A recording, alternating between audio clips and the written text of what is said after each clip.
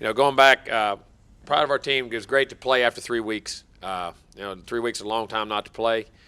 Come back and get a victory against a very good opponent who was very talented. LSU team was good.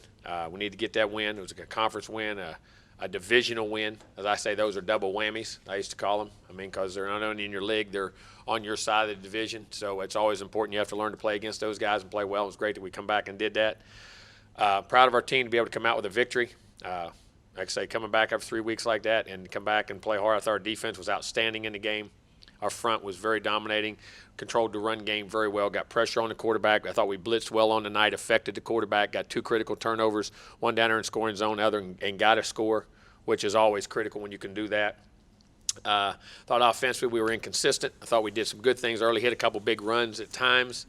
We're not very good with consistency, and it went all the way across the board. Whether we missed it, everybody took turns. Whether when you look at the film, whether it was a guard, a tackle, a tight end, a back, missed a cut quarterback, could have made some throw. We had some throws we should have made, a couple situations we should have made, dropped a couple balls, route, just rat trap on a route, not do what we had to do.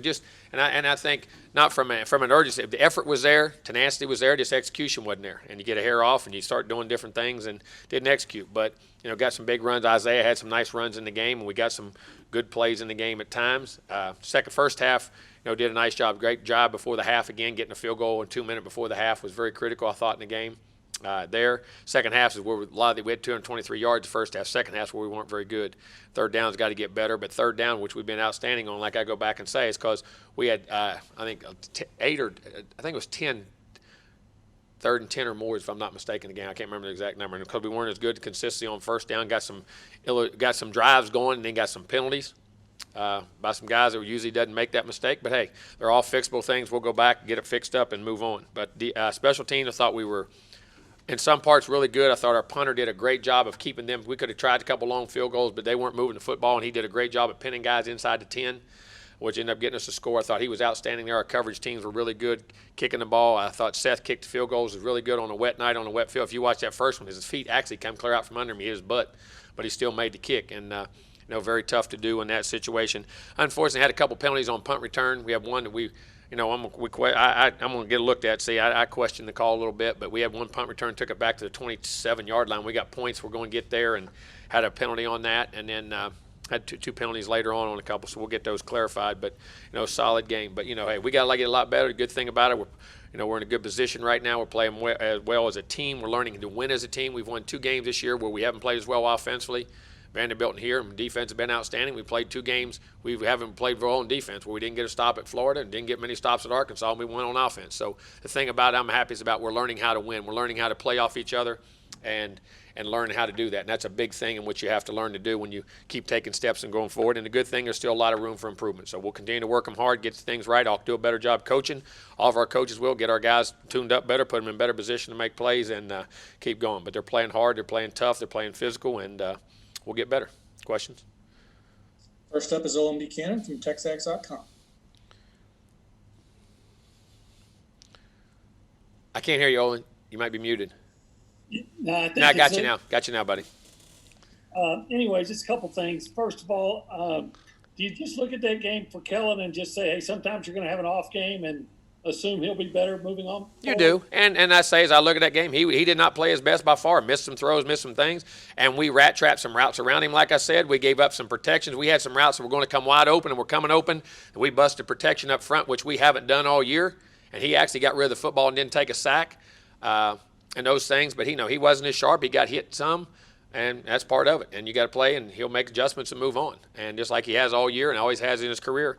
But some of that, too, in his defense, he did not play a good game, had some mistakes, and like he normally does, he's been playing really, really good football, but we got to play some better around him too in some things and some plays, make some plays, protect him a little better at times, and do a better job. But yes, expect him to come back and play really well. And can you say what Chase Lane's status is, and if Damon is available this week? Yeah, Chase Lane should be practicing today. Just got a bruise and should be good to go. And as of right now, I believe Damon will be ready this week. Okay, thank you. Next up is Gabe Bach from TexAgs. Yeah, Coach, I want to ask you about Buddy Johnson. He was named SEC Defensive Player of the Week, another game-changing play for Buddy. Is it safe to call him your heart and soul on defense? Well, he is. He's a senior linebacker making those calls and doing the things we do. And like I say, the whole unit's playing great. I mean, he's doing a really good job making calls, getting guys there, being a leader. He's been tremendous in what he's doing, and we're playing well around him. Like I said in that play, if you go back and look at that play, he made a great play. But Hansford, man, that rush and the way he got himself in the position, he got his body in to get pressure, and we're learning to play together as a unit. Just like as I said, they're complemented each other, pressure to coverage to all the things that are going on, and doing a really good job. But Buddy's been really good, really good. You know, Billy brought up a good point on the radio today that, Hansford, a guy from Washington, D.C., started as a receiver, tight end, and moved, was kind of buried, injured. Been real easy for a lot of guys in this world to transfer, but he stuck it out. How cool of a story for today's college football is Aaron Hansford? A lot. I mean, to persevere, go over with guys, stay in, not transfer, not leave, not get frustrated. And the thing about it, he's still got a lot of untapped potential where he's playing. I mean, he's really learning how to play, but he has a lot of ability in learning how to play that position, and hopefully the best is yet to come.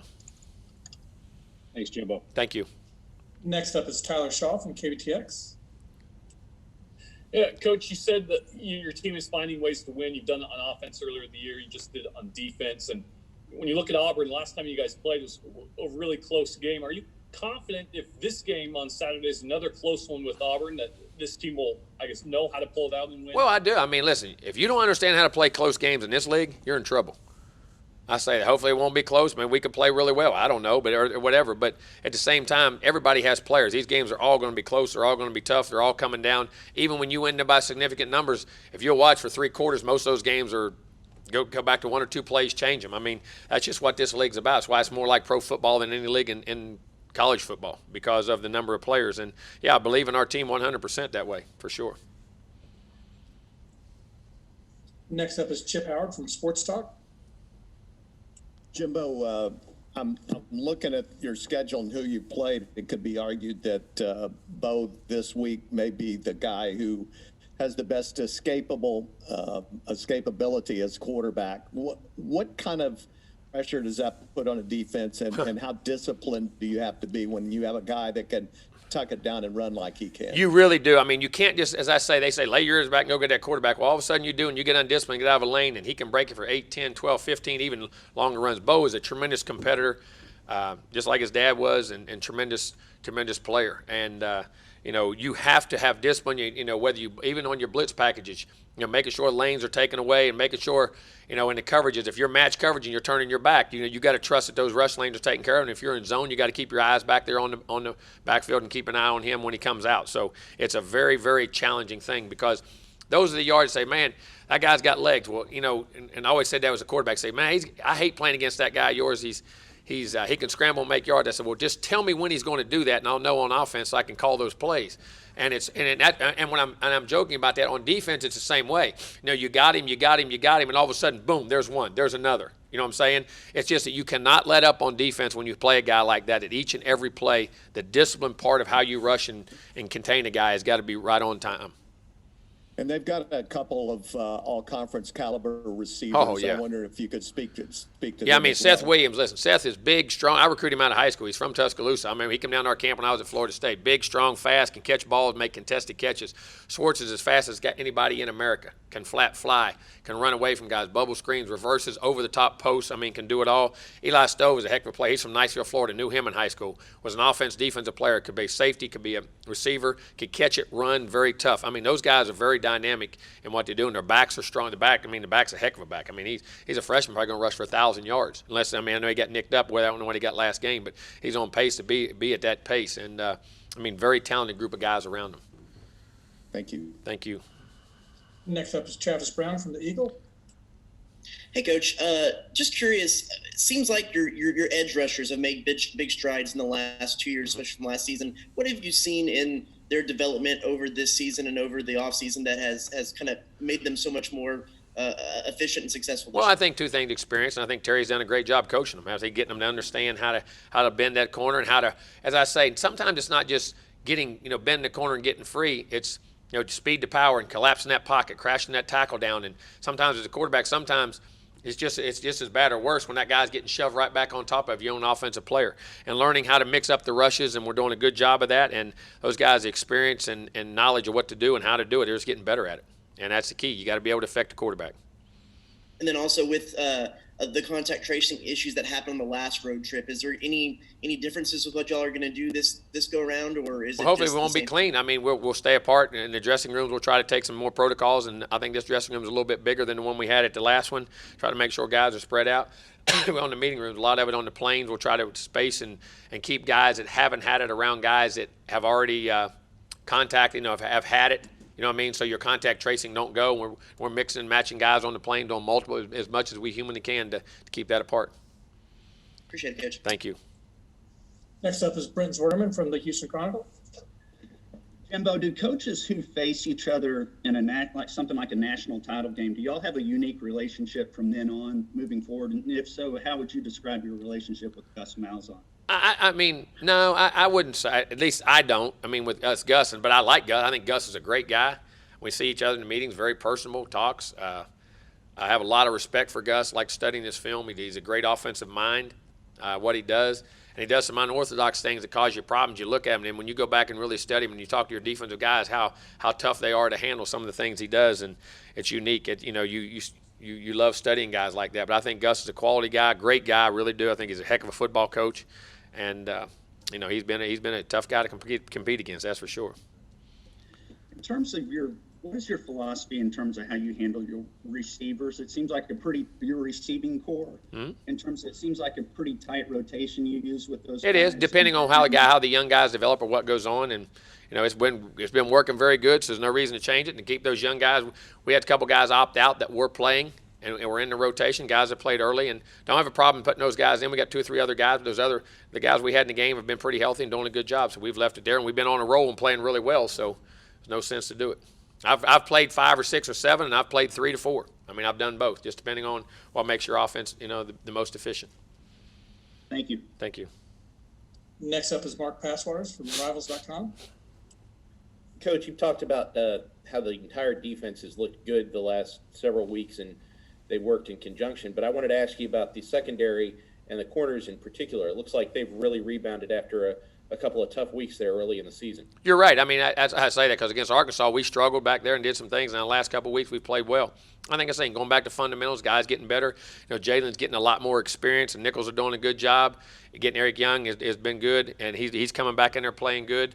And, of course, Miles Jones has been outstanding. He's had a really, really solid year. So I think the experience of what to do. And like I say, take the coaching. And you understand when you play back there, you got to have a short memory. There's guys, you're going to get beat every now and then. It's part of it. It's like quarterback. You're going to throw a bad ball. It's going to happen. You got to have a short memory. You got to understand why it happened, move on, have confidence in yourself, and don't lose that confidence and go play. And that's part of football, especially when you play good people. But very proud of the development those guys have done. Very proud. All right. Thanks a lot. Thank you. Next up is Mike Lucas from KAGS. Hey, Coach, what does it say about the growth of this program that even on a night where you guys didn't have your A game, you were still able to beat a good SEC opponent in relatively? Well, that's what I'm hoping we understand, and that I don't mean this a bad way. I don't know if we win that game before. I don't. I really don't, because we struggled in some areas, but we still fought. And, the defense rose up, just kept going higher and higher, and the offense just kept plugging along, doing what they could. Special teams stayed in it. And you have to learn to do that. There's going to be games like that. Like I said earlier, when the defense struggled in games and offense, we said, okay, we got to score 6 times in a row or 7 times. Okay, let's do it. What makes a difference? And you learn to do that. Now, sometimes you can't, but, I think, and nobody's pointing fingers. Nobody's saying, hey, you didn't do your job. And when you play a team sport, and that's why football is such a great game, it's you got to feed off each other and do what you have to do to be successful. I'm very proud of these guys. And our defense did that the other night for the offense, and the offense has done it for the defense at times. And I think that's why it keeps these guys in a very tight-knit group of guys, and very proud of the development we've made as an organization. Thanks, Coach. Thank you. Next up is Zach Taylor from WTIW. Yeah, Jimbo, as someone who spent his college career in Alabama and obviously a lot of time at Auburn as an assistant, do you get a bit of a nostalgia when you go back? Yeah, I mean, you have memories and times, and you have some good times, and until they all start yelling at you, knowing they're going to beat you, they're trying to beat you, and that goes out the window. But, yeah, I mean, you do. Yeah, because I have great respect for Auburn. I have great respect for that state, understand it. Coach there was some great time. We had a 20-game winning streak while I was there. We had some great players, great All-Americans. I mean, a run there that was really, really good. Went to an SEC championship, 20 in a row, bowl games every year. I mean, it was a really good time, and a lot of respect for those people, and still have some friends there. Thanks. Next up is Andrew Hattersley from Gig'em 247.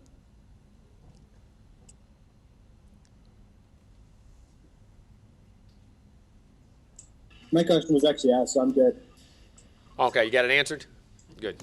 Okay, we will move on to Justin Woodard at KX.